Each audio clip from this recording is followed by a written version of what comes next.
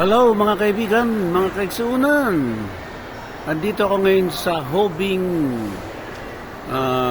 Korean Dessert and Cafe sa may 5th floor po, sa may Gateway 1 dito sa may Araneta Center, no, Cubao, Quezon City, mga kapatid.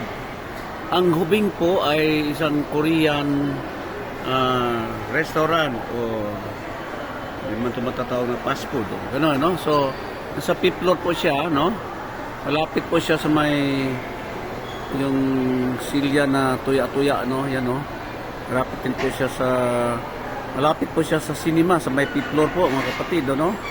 So, kaya ko po nire-recommenda sa inyo ang Hobing kasi mura po dito, mga kaibigan. Ang kanilang kape, napakamura po. 30 pesos lang po, mga kapatid. So, habang ikaw ay nagkakape, meron silang screen, no? Na mga Korean artists. Ito po yung mga pagkain nila, oh. So, meron silang red bean, no? Hobing Korean dessert.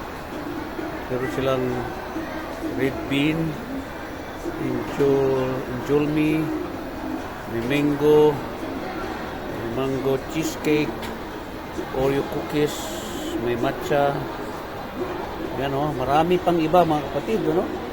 And then, meron din po silang mga rice cakes, yan. Kanina, ang kinain namin ay injolmi, 50 pesos lang solo. Dahil senior, discounted, mag regular is 90 pesos. Yan, may coffee peanut po sila. Fried with condensed milk. 75 pesos. Ito po yung mga presyo nila, mga kapatid, ano? Yan po, meron din po sila street food, yung chokboki, may raboki, may corn cheese, may mini corn dog, bibimbap, bulgogi, bibimbap, original kimbap, tuna kimbap, chicken kimbap. At of course, meron din silang mga refreshers na drinks, no? May silang ice americano, may ice latte, may ice mocha, refreshers 120, house milk tea, winter melon at bottled water. Okay, ang gusto po namin dito, kasi yung kape po nila ay ano lang, 30 pesos lang po. So, discounted pa kami dahil senior citizen. Ito yung mini corn dog nila, oh. Ito naman yung parang KFC. Hindi naman yung KFC na Kentucky Fried Chicken.